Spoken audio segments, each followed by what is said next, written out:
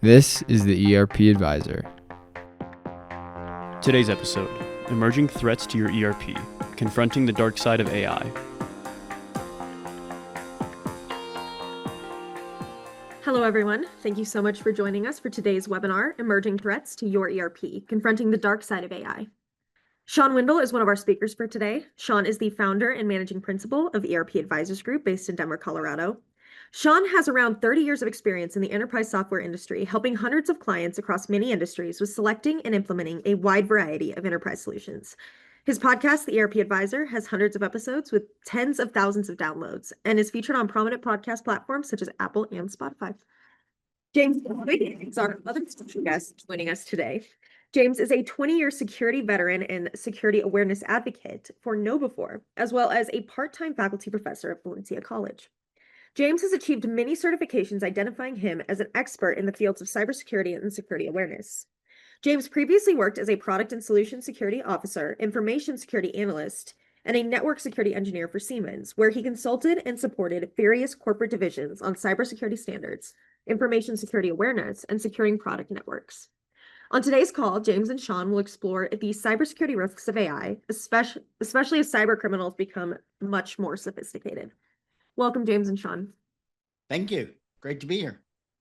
Yeah, thanks again for joining us, James. As always, it's a pleasure. Yeah, definitely. And James, it's October Cybersecurity Awareness Month, which I think lots of people, if they've tuned in over the years, know that already. However, this is also your 6th year joining us on the ERP Advisor podcast, and which Wow. crazy. I think I've been here for 3 of those years so far, maybe 4. I think 3. Oh. But thank you, as always, for coming back and continuing to share your knowledge with us. We really appreciate it. All right, guys. So if you are ready, we're going to kick things off. And I'm actually going to start with you, James. Okay. So, and Shawn, feel free to jump in at any point in time. How are businesses using AI to improve operations?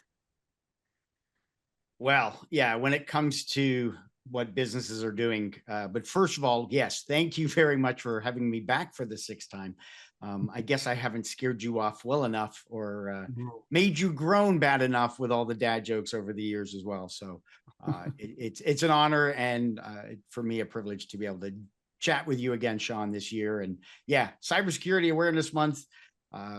As much as I like the month, I don't like it because it shouldn't be Cybersecurity Awareness Month. It should be Cybersecurity Awareness Year. It should be every day, all the time that we're practicing it. But yeah, so organizations are kind of, bringing on AI into their solutions, into their services, into their organization. We've had such an explosion over the last 3 years. When ChatGPT exploded with their large language model back in November of 2022, I still can't believe that's been almost 3 years, but we've seen such a significant increase in AI, even though AI has been around, the concept itself has been around since the 50s. We then started seeing improvements in AI in the 90s with Deep Blue and Watson in 2011. But now organizations are leveraging things like automation, machine learning, large language models, leveraging that automation to be able to go through and do analysis. And a lot of the time, and I had a presentation a couple months ago where we're kind of getting to that point now in the technology, just like any other technology we've worked with over the years, cloud, virtualization, so forth. We're getting to that point in the technology where it's, okay, what are the top 10 reasons why your AI program is failing? And one of the things that we see a lot of is people just going, we got to have AI. We got to use AI in some way or capacity. So we can say we're using AI without really looking at what's the problem, what is it they're trying to solve overall, and focusing on the problem and then how you can incorporate automation, machine learning into those environments. But we're seeing so much AI out there already, especially in retail organizations. I know for me, and it happened last night, I was checking in as I'm flying out this evening. I was checking in and was having a problem. So I jumped on the chat feature, and I know I wasn't talking to a human being. I know that I was talking to some sort of artificial intelligence that was supported by a large language model to generate what to say, a knowledge base so it could refer to the information. And essentially it's your RAG, it's your retrieval augmentation generation. It's relying on that information to answer and provide responses. And so we're seeing a lot of organizations being very successful with their AI implementation programs. You've got other organizations that are struggling, that are losing money because they're just trying to get to market with something. So it's important that as we start to leverage whatever capacity of AI within our organization for a tool or a service, that we're looking at what's the problem we're trying to solve, going through and seeing, can it scale? How can we test it? Can we validate that it can't be hacked before rolling it out? Yeah. What would you add to that, Shawn? Because I know we've been seeing more and more clients actually demand AI within their systems and how they're going to be using them. Yeah. Well, again, yeah, 6 years, James. That's pretty amazing. That's a record. That's awesome. And it's always a pleasure. And it's always a little scary for October Cybersecurity Month, catching up with you to hear what's really going on. Last time, I think you had me introduce you through some kind of like an AI generated mocked up Shawn Windle based off of videos and things like that were just available on the web. So this is really me. I promise. There's a little whiteness in the background, a little orange today, but it really is me. Yeah, always a pleasure to do this. And I think that the bottom line is we're not in the okay, is AI, here to stay? Is it just a fad? Is it this or that? Like, I think that the organizations, companies, and nonprofits even are actually making like smart investments in AI. Like you mentioned about, kind of an agentic kind of environment, handling through an LLM, some kind of interaction with a person. I'd say our clients are probably still looking for really a big return, but they're all participating, and that is so important. I think we had some big releases last week at Sweet World. I think there were some things at Cloud World also that came out too. I think, did they change the name even? Isn't there like a Cloud AI World with Oracle? There were some things that kind of popped out that, so we're changing names of conferences now. So there you go. So it's real. But I think for our listeners that I don't know. I get a little cynical, right? Definitely been around for a bit now. I'm one of those guys that you do have, like you said exactly, James, there really is a problem, right? And now once you understand the problem, the solution is always easy. And if it's going to be a problem that can be answered through automation, through software, chances are there's going to be some component of AI that should be part of what you're doing, right? Like I don't like to, push a concept without a solution, without a problem, without a business case, yada, yada, yada, all that normal stuff that makes us who we are as ERP Advisors Group. But I will say, and I have been saying this mostly this year, that not last year, but definitely this year, it is time to experiment a little bit also. Now, security, of course, we're going to talk a lot about that with you today, James, which is awesome, has to be in the forefront, which a lot of our customers, I think our customers, our sponsors that we work with, and people that are like, all right, I'm going to bet my job on the software. I hope it works. You might think that on the inside, you never say that on the outside, because you have to do your homework. You have to really understand this, like the diligence level that you have to go through, I think is 5 times higher with these AI solutions, because we don't know everything. We don't know the implications of, and you probably know much better than anybody, James, but when we start relying on whether they're language models or they're agentic kind of environments, or we're leveraging software in other places, right? We don't even know where some of those places are. And maybe it doesn't matter, right? I mean, we're all moving to the life of computer. I always think of Star Trek, right? Where you just, when you interface with a computer, you just say, computer, And then you say, I want a burger. And, there's a burger and it comes out. Or computer, the enemy's coming this way. We need to go this way, to drive our ships or to run our warfare or, to prepare our beds at night, right? Like you can get this. It's an interesting analogy. And I think it's important here. And I'll pass it back to you, Rebecca, that software is moving into an era of I mean, it's not it's kind of the concept of like anonymity. We don't know what that software is. It just gets things done, right? I mean, there is a concept of that today, I think, in some organizations, kind of, but everybody kind of knows what accounting system we're running, or they kind of know what HR system. Do they need to?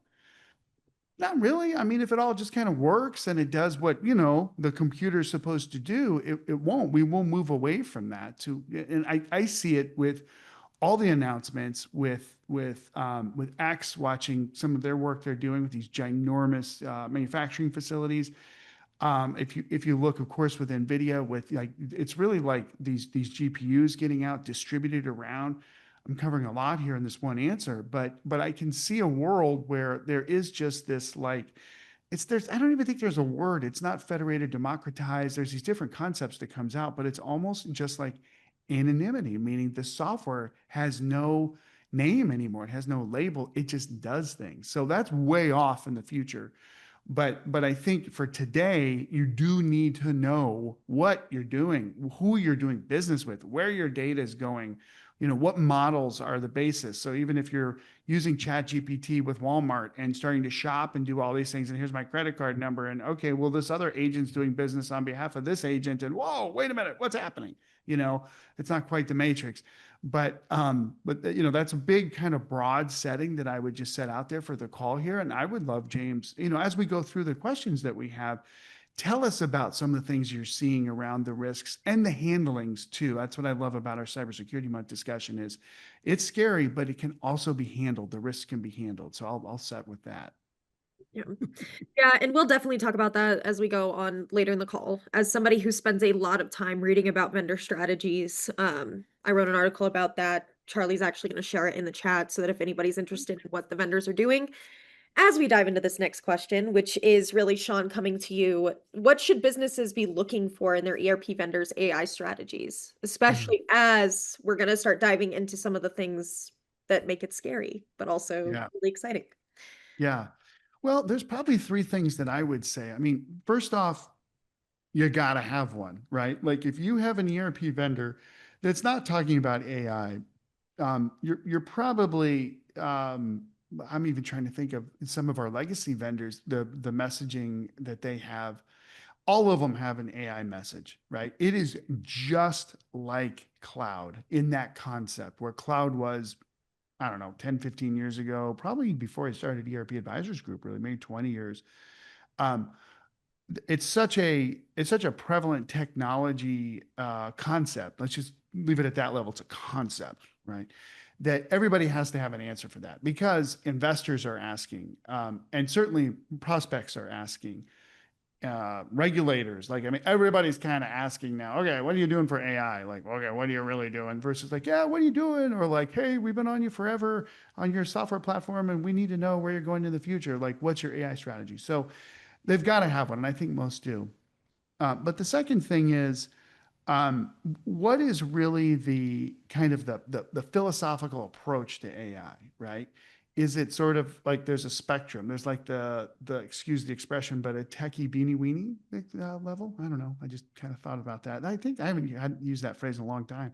Maybe we have some wicked, crazy, wild chief technology officer people that are building out solutions, AI solutions, agentics within the platform, all the way to maybe another side, which is, and I can name specific vendors, but I'm not going to, that are here, and then all the way on the other side that are more like, hey, we do like AP automation, we do like core accounting kinds of things, and we're going to rely on somebody else for our AI environment. Right. So you have a spectrum. I think we did an AI CPE, Rebecca, where we kind of broke out these different things about, you can have a platform that's AI, or you can have a product that's AI. It's actually kind of cool how we segmented that out. You should check it out. But the bottom line is that the second piece is that there's these different philosophical approaches to AI. And if you say, okay, vendor, what's your philosophical approach to AI? They're going to look at you like, what are you talking about? Because it's still being defined. But if you think about it along that spectrum, where they're either driving the technology innovation and leveraging all of the tools, maybe building out their own tool set, again, bleeding edge all the way to, hey, we're standing back, we're watching, but we're partnering with Microsoft. Oh, okay. There, that's a strategy. But then the third thing is definitely, and probably the most important thing I would say is actual solutions that customers are getting value from. I mean, no different than anything else in life, not just technology, right? But the more people that have leveraged these AI solutions and have actual feedback, like have real, no kidding, like business results that they're achieving, and you see, oh, there's all that marketing stuff, well, I would pay attention to some of the marketing stuff. Like this customer said they achieved these savings or this benefit or this revenue increase through this AI solution. You want those kinds of things because the folks that we tend to work with, they're not necessarily the ones that do necessarily want to be on the bleeding edge, but they do want to be making sure that they're getting value from AI solutions. Make sure the customer has, or make sure the vendor has real customer success stories and proven track record with their solutions to see what's actually being developed. So those are a couple things I would throw out. Yeah, and if James, you have anything else to add, please let me know. But just before we go, I think to tie it up in a nice little bow, kind of what Shawn's talking about in reading these strategies, if your vendor is not emphasizing the importance of transparency when talking about their AI strategies, that's a big red flag. Like that would be something that sends the lights start going off, like maybe I'm not going to look at this, because most of the vendors that are really doing a lot, and again, I read about these on a daily basis. I try to keep our team informed about what the vendors are doing. They are prioritizing, hey, not only will it pull answers for you, but it's going to give you the sources to those answers so that you know exactly where the data is coming from, so that you're not making uninformed decisions. You can trace it back. But also, hey, we're transparent in the fact that you have an agreement with us that it's not going to go outside of your data source, or we're partnering with these companies and you can trace back where their data is going, as opposed to, even 2 years ago where you were in ChatGPT doing stuff and it was going into the void and no one really understood where it was going, but no one really cared, which was dangerous. And back then we were telling people to stop doing that, but it's definitely interesting how those strategies have changed, and that's something you really need to be on the lookout for. And James, do you have anything to add to that? I see you nodding your head. I've been taking notes. That's why my head kind of dropped down. I've been making notes as what Shawn was saying is things I wanted to to share, to complement what he was saying. I'm just going to step back just there, Rebecca, what you were saying about the transparency. Your folks that are listening are probably familiar with a bill of materials, a hardware bill of materials, the SBOMs, the software bill of materials. Guess what, folks? Get ready for the A bomb. Oh, wait, that doesn't sound right. But anyway, the AI bomb, the artificial intelligence bill of materials.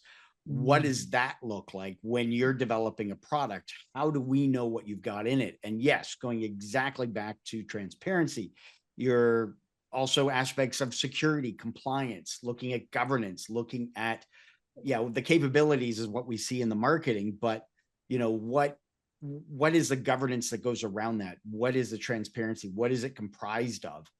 So that we know as an organization bringing that on or utilizing that service, if there's a vulnerability discovered in that large language model or that particular model or whatever it may be, that we can take the necessary steps to mitigate that risk so we're not impacted, just like with software, just like with hardware systems that we're constantly dealing with. I want to go back to what you were saying earlier, Shawn, about AI is just kind of sort of that mystery thing. It just works. We expect that it works, right? Kind of like our smartphones. We don't know how it communicates. We just know it talks to a cell tower, and I can talk to people and I can get on the internet. For me, one of my favorite ways to explain AI, two ways, is it's like electricity. One, in the sense that, do we know how electricity works? Well, unless you're an engineer and worked in energy, being generated by some sort of power plant, nuclear or natural gas. It goes out then into capacitors, into a distribution, and then to our homes. And then we throw in the light switch, or we plug in our phone and we get electricity. Oh, and we pay our bill every month, but that's it. That's all we know about when it comes to electricity. And AI is that similar concept. The amount of work and things that are going on, the amount of hardware that is required to complete the tasks. When you're putting out a request on ChatGPT, how much power that's actually using on the back end. That's why we're seeing organizations like these large tech companies, OpenAI, Microsoft, Google, Alphabet, Anthropic, they are going to look at getting their own power plant infrastructure set up that can generate hundreds of gigawatts. And of course, the first time I heard that, I'm like, man, it only took 1.21 gigawatts to send Marty McFly back to the future. We're talking hundreds of gigawatts here to be able to do all the AI work that we're doing. And essentially, AI is allowing us as users to be more efficient through automation, through the different tasks and everything else. It allows our tools to become more pro-efficient and allow them to be, either scale up or handle more tasks or whatever it's going to be. One of the other questions that I ask a lot of folks that are implementing AI programs is, do you trust it? Because how much access are you giving it? It's like our users, you talk to the IT folks or the chief information security officers out there, and you go, so do you give everybody admin privileges on their laptops at work? And they're like, are you kidding? No way. No, everyone gets locked down and limited. Some of the things that I'm seeing with some of these AI projects, agentic AI projects with things like MCP servers, the model context protocol that's out there that allows large language models, AI models to be able to talk to databases, websites, email. That's what's going on out there that is allowing all of these tools to work with AI and then communicate. How much trust do you have in that? That it's not going to go in, and when you ask it to optimize your database, that it doesn't go in there and delete the whole thing. It's happened already, believe it or not. There was an article, I think it was last month, where somebody was working to optimize the database and had the agentic AI do it. And it not only did it wipe out production, but it got rid of the backups too. So basically, when it comes to AI and what you're doing and what we need to see it as, is it is there to augment us, not replace us. It is there to handle tasks, not completely replace us as jobs, because there's still 2 pilots on every airplane I get on board these days, even though the planes can fly completely on their own on autopilot. Mm-hmm. Yeah, definitely. And I think, James, that'll lead us into our next question, because you're already starting to kind of touch on that. But I mean, cyber criminals are becoming way more advanced with AI, and not even just cyber criminals, but agents within the business, just a lack of controls. Like, there's internal threats that might be seeping like right beneath the surface. They're waiting, or they do something that they don't even mean to do, and they mess up the entire system. So how is AI currently being used to attack or harm enterprises?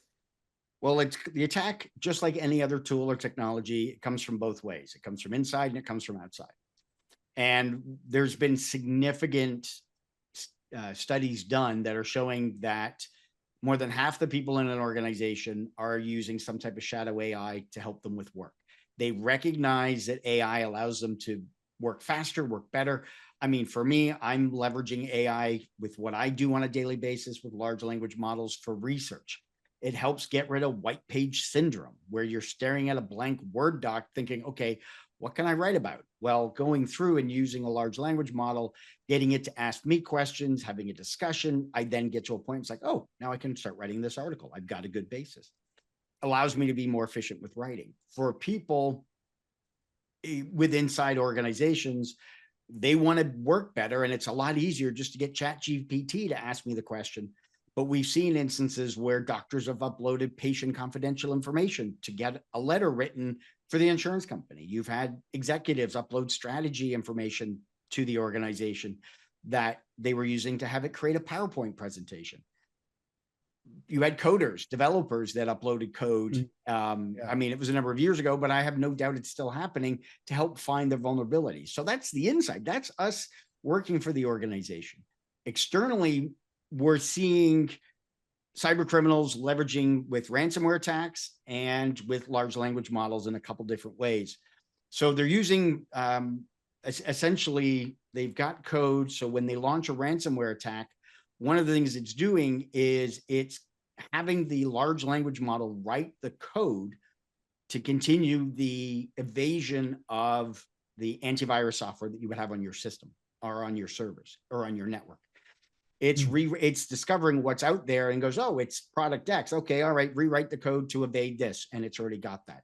And so now it starts executing and evading those. So ransomware, large language models, and we've been seeing this for years, but it continues. It is the fact that I've been saying that cyber criminals have leveled up. For years, we always said in security awareness, check the spelling, check the grammar. Well, now with, as you've noticed, when you write something in ChatGPT, except for the M dashes that it gives us, for essentially it's proper spelling, really good grammar or excellent grammar. That goes out the window. And that's not just English, that's Spanish, Italian, French, Estonian, Russian, languages that aren't typically well known. We're able to very easily, or cyber criminals are very easily able to write those socially engineered emails that either invoke a reaction or something to get them to take action that they might not otherwise do.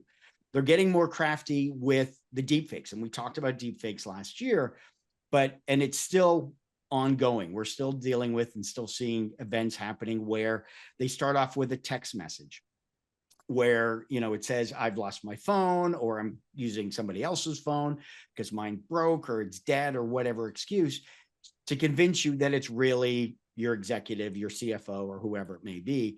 And then they start the conversation through the text messages. And all the while, they haven't asked you to do anything until they say, all right, well, now I'm going to send you an email that's going to have the information that I need you to print or do whatever to process. And it's in that document where they launch the malware attack. So it's a multi-pronged approach, leveraging, again, for all of us, AI tools, being able to create images, create videos, either off a single image, or nowadays it's gotten really better where we're doing lip sync attacks where, again, I still have the audio. I only need 10 seconds of audio of somebody. And then you go out and you find a video of them talking. And basically they'll strip it down just so it's the one person, or, they may just leave it up and leverage it within a Zoom call. The face swap technology has increased significantly as well. And there's a lot more tools available where I can literally just swap out the face part of whoever I'm trying to mimic. So if I wanted to look like Shawn and sound like Shawn, I could do it through a Zoom call. Maybe I'm doing it now. No, I'm kidding. No, but it's Actually, games. What's that? Careful. Oh, okay. Yeah. But it's, the technology is there. We're seeing nation states using the face swap technology for getting hired into organizations, into tech companies. Yes, KnowBe4 was one of them last year, but it's also through a recent investigation that led to the arrest of several Americans that thought they were working for an outside country IT staffing company, and they were helping out. They, one of them had like over 90 laptops in her home from 90 different organizations that basically were allowing nation states to come into those computers to pretend to be the employee that was hired by that organization. And then essentially they were doing the work, but also stealing intellectual property. And what was the figure? It was like $17 million, 17 million out the door of 300 different organizations in paychecks, going back to whatever nation state, whether it was North Korea or whoever. I mean, $17 million is a good chunk of change. In the grand scheme of an enterprise, it's a drop in the bucket. I get that. But $17 million that was fraudulently stolen through very sophisticated attacks pays for all of the equipment and everything that they needed. Yeah. Scarily enough. Well, James, as always, October, what are we, 16th? We are already living in Halloween between Target and all the stores getting the Halloween stuff out early, you always give us this like terrifying view of what's really going on. But I mean, that's why I love this call, because the people that are listening, it's, of course, there's risk in everything that we do, Sure. but there's reward in it. And that's why we do and take the risks that we do. But wow, when you're educated like that, and I mean, I can imagine, I don't know if I've heard this. I'm not sure we would have, frankly, but some of our employees, let's say we're, a $50 million manufacturer in Ohio, that, or some of our clients, I should say, that are looking at hiring people, and maybe there is a remote position, and maybe they haven't had experience with hiring remote people before, but the Zoom call that just looks a little strange, or the way somebody says something. I mean, at least for now,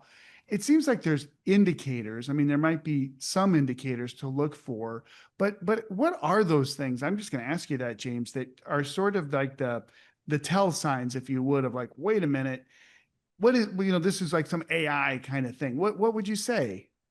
So if your gut's telling you something doesn't look right, Yeah. that's a good feeling to go with. And one of the things that we've learned, and one of the things that I share with people, goes back to the ever famous Ted Lasso line of be curious, ask questions.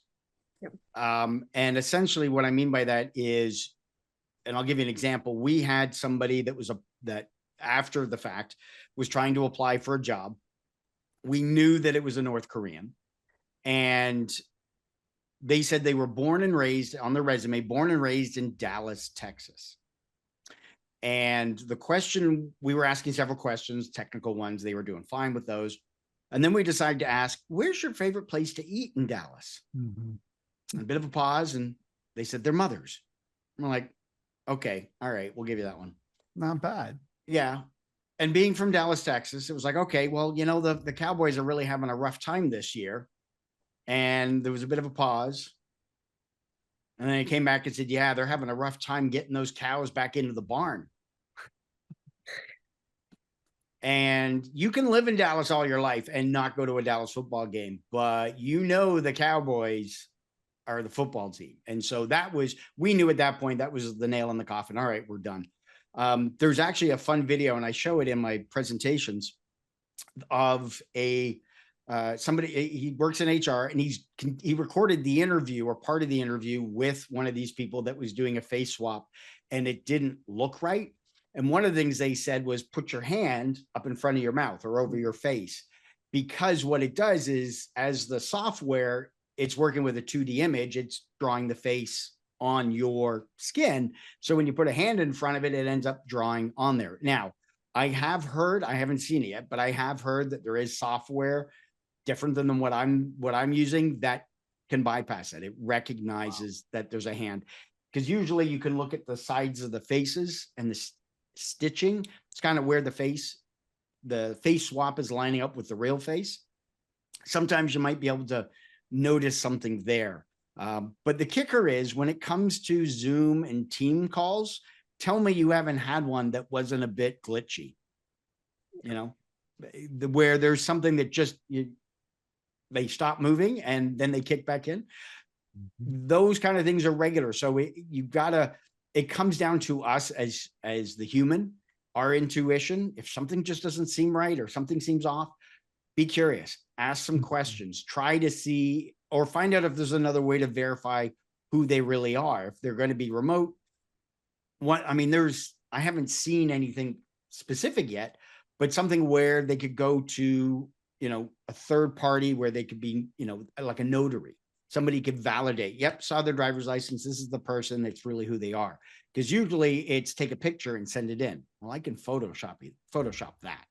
Yeah. But if there's another human, a third party that can verify, validate, whether it's like some testing center or someplace, like going to a UPS store, there's a notary, you could go there and validate and verify, and then they send the report in back to the hiring company, goes, yep, they checked out, they're all good. I don't know. These are just ideas, me thinking out loud, but that's kind of where we need to go. If we're going to be hiring people remote, there's got to be some third party check. out Mhm. just to verify that, yep, that person's American, they live here in the US, they check out, and it's not somebody. Because one of the things that we're expecting is by 2028 or 27, 1 out of every 4 people applying for a job, especially remote, so we'll say remote, 1 out of every 4 are going to be synthetic. They're going to be fake identities. So probably by that time, we're going to need at least half the organizations out there that are utilizing some type of detection software. Yep. To be able to Well, detect that through these type of And, connections. and James, again, I always think about the people that are, if they're, terrified like I am, right? I have a business and we're recruiting lots of people. Yeah. And I think it goes kind of back to know before is just general approach to like human behavior, right? Like how do you train people, our good people, the guys and gals that are on the good side, to recognize that there are bad actors, bad people out there doing these things. And I even think with our recruiting, I think with, vendor, maybe you're shopping for a new vendor. I think go into my clients' businesses and they're dealing with new customers, right? Yeah, we've got some customer that's over in Estonia that wants to do business with us, and they sent us, some information, but we need to get something back to get it all set up. Or it could be, in Dallas, Texas, that the customer, the fake customer is. That people that are listening to this video, please, by all means, just remember, it really is, and it's always going to come back to that we need people to be people.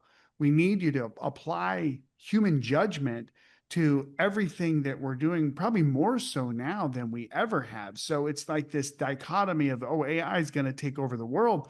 We see it the exact opposite. AI is actually going to allow people to do the things they really want to do in the work environment. I mean, I've been trying to do that and build those systems since I started building, big COBOL systems, even to automate billing for, that's how old I am, for telco, for telecommunications, but so that we could get, more customers to be able to use telephony.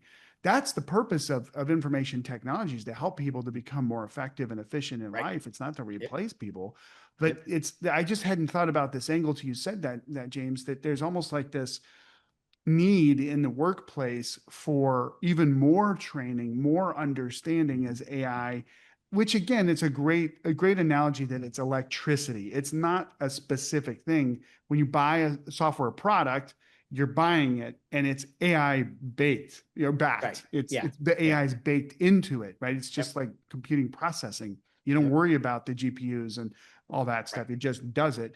But it's such a good point, I think, for the people who are listening to this, that it enables, or it sort of enforces, I should say, and demands another level of human judgment that sometimes people get busy. I mean, I've done it. I always tell the team about my experiences of, I'm super busy and I got this link from my bank and they told me to click here. And then I'm like, why are they asking me this information? Things happen, right? But on interviews, but on vendor calls, AP gets a call from a vendor. Hey, we're demanding this is getting done and da-da-da-da-da, put all this pressure in. Turns out it's fake. These kinds of things are happening. But the more you can stop and do something like you said about, how about those Cowboys this year, right? Or even, can you turn the camera, right? Like I can turn my camera and you're going to see my background with all that white, beautiful Florida sunshine coming through. That's why my face is a little different color, but you can tell I'm real. Whereas, and so you tell the people that you're listening to, turn the camera.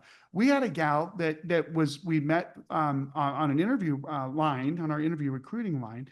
And she was pretty good the first discussion. The second discussion, we're like, what is going on with this gal? And sure enough, it turned out that she was using AI to answer the questions. She had some app where the question, they would just, record the question down into the application itself, and her answer would pop up. She was too robotic in how she was reading. She was a real person. We do know that. But we just even kind of called it out during the interview and said, I mean, it's okay. You need to, reference on some things. That's okay. But like, we've got to have people that are like this, that are constantly like aware of our clients' needs and not putting things into AI. Like, what do you really know here? Right. So we agreed to part ways. But it is about you spotting this unusual environment. And most likely the people listening to this call, the fact that you're listening to it and you're part of this webinar means you already have some awareness and you're getting more. It's the people that aren't listening to these kinds of discussions that I think you have a responsibility to go back to those others and just say, hey, you're on a team call in the morning. Hey, I just heard a couple things that James talked about or I mentioned. Tell people that, if you're not sure, okay, turn on your camera. Okay, if you're still not sure, move your camera. Okay, put your hand in front of the face. Like, those are totally fine things to do. I think those are great tips, James. I think you just saved people millions and millions of dollars by doing that, preventing the cybersecurity, the ransom, the attacks and those things. That's awesome. Thank you. Oh yeah, no, and it comes down, and you said it earlier, Shawn, the little bit of skepticism. That's fine, especially until we can get technology to catch up and have it there where on social media, it'll tell us it's fake, or if we're getting a phone call, it's letting us know that, the voice that we're hearing could be AI generated. But it's, and you were hitting it on the head right there. It's not a matter of us hearing about it and going, oh my gosh. It's sharing the word. It's sharing it with family, with friends, the life experience, the senior citizens, what I call them, because they are the most vulnerable. We're getting the education at work, but if we're not sharing it with family, friends, seniors, they're the ones that get targeted. They're the ones that have to hear it as well. So yeah, it's great that we're hearing it and we're sharing it, but we've got to share that message. Kind of not to go too far off, but there was a movie on Disney Plus last year called Thelma. And it was about a 93-year-old grandmother who gets scammed through a phone call where they're pretending to be her grandson, who she loves, because the movie opens up with the two of them, watching movies and goofing around. Then she gets this phone call. The grandson's been in a car accident. I need you to send me $10,000 to this. The lawyer is going to call you right now. Then the lawyer calls the house number. So it's a very well staged and set up, but it gives you an idea of what really happens. The funny part about the movie is the grandmother goes and finds the scammers and gets her money back. That's the hysterical part of the whole thing. Not giving up spoilers, but just imagine a 93-year-old woman going down on one of those little scooters on the sidewalk trying to find the scammer. It was hysterical. But again, that goes back to, we've got to make sure that they're aware, because they're susceptible. We've been dealing with grandparent scams for years.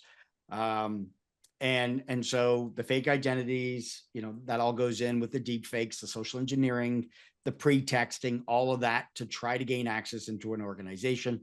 Because if you can get hired into an organization, that's the best insider threat and best way to get access to data that you can. So, yeah. Great. Yeah. And going back to something that you mentioned before in terms of written AI for anybody who's not chronically online, like some of us, but M dashes for sure. If you're reading an email and there's a lot of M dashes, AI loves those things for some weird reason. ChatGPT does. Yeah. Yeah, ChatGPT loves it. Yeah. One of the I things, sorry, I was going to say just real quick with regards to the trust and verify. Let me kind of give you an analogy here. I don't know about all of you, but I have one of those video camera doorbells. And in my house, when the doorbell rings, if I'm not expecting, a friend coming around or the pizza guy or Amazon, because Amazon knocked on my door one day because I wasn't having any packages, wanted to make sure I was still alive. But if it's not one of those three people, I'm getting my phone. I'm looking at that app. I'm looking, who's at my door? I'm not going to the door and just open it up. I want to see who it is. And if it's somebody standing there with a clipboard, I'm like, yep, nope, not going to answer that door. Same thing with email. If I'm not expecting the email, I'm going to look at it and go, okay, do I know the person? Yeah, it's my boss, but she's asking me something unusual. All right, let me look let me dig a little deeper. Let me really see if it's her email address. Let me check, is the link legitimate? Can I then call her on the phone or text her or communicate through in her office and go, hey, were you really sending me this information? No. Okay, great. Thanks. I know it's a fish. Delete or a report or whatever. Same thing with our email. Same thing we do with our front doors. The email is the key to the front door for all of our users. They can open up the door and let the cyber criminals in. So it's important that we're going through from a social engineering standpoint, because they're leveraging the AI for those kind of attacks, that we're verifying. We're trusting it, but we got to verify it. Definitely. And that, I think you guys answered the last question that I had, was the tips. So I am going to stop scaring people and let us wrap up for today. But thank you again, both of you, so much for joining. I think there was a lot of valuable information on this call, and even looking at the attendees, I know I recognize some of them as clients who are probably going through projects right now that want to understand exactly what's going on. So just always so valuable. We use this information to distribute to people. So thank you. I did Rebecca, have one question. Oh, Yeah. yeah. Do you know how many programmers it takes to screw in a light bulb? Oh, God. None. It's a hardware problem. That's true. Yeah, and I think after that one, I probably shouldn't say anything more. We should end on that.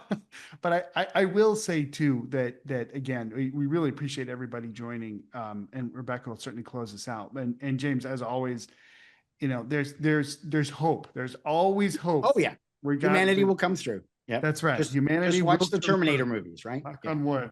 Yeah, I believe that, and I think again, I just have to say that I am more excited about my life and my career and what I do personally, much less with this great, phenomenal people like Rebecca and everybody else, these amazing partners we get to work with, like you, James, than I've ever been, like in 30 years, because I do think that the demand for software solutions, we've just scratched the surface. We Oh, yeah. literally have. There's so many more applications that humanity will benefit from, that you'll see that amazing things are going to come, but haven't been able to because of the computing power not being available, or because of just the pattern of how software development has come. We're there. We're actually like here. But the biggest thing again comes back to, you've got to understand what your vendors are really doing for AI. Do not let them just throw a ton of concepts at you that make no sense and say, okay, that's our AI strategy. Like, I think James does a phenomenal job with KnowBe4. I mean, we try to do the same thing where it's very common, plain understanding. Okay, this is what we're really doing for AI. We saw that at the SAGE conference a couple years ago. I think that we saw that also last week at some of the Oracle things that are coming out. We've seen some good stuff from other vendors, like even ECI and some other vendors. They're really coming through with like really practical solutions. I can't tell you this enough. Just get the data for yourself of what's really going on. You have more responsibility now than you probably ever have, but the benefit is immeasurable to what we'll be seeing with the AI tools. So keep your information up, keep being interested and educated. I think James touched on that a lot too. But there is a lot of hope, and we really have the opportunity to transform our cultures with AI, where our people know that they are extremely valuable, and they're not doing a bunch of mundane things because the model can take care of that. We're really on the precipice of being able to do that, especially in the accounting and finance world, where we're losing people like flies. I mean, people, I don't know what the right analogy is to say. They're not coming into the industry. And a lot of people are leaving. And I think they go out and they get little side gigs and they can stay busy. Well, why did they do that? Because they got tired of doing all the mundane work in their existing corporations or in their nonprofits or even government. So using these tools are definitely, that's the most important thing. Two things. We're going to be using these tools, not just like, it's not just flash, kind of like, oh, it's flash in the pan kind of stuff. This is really happening.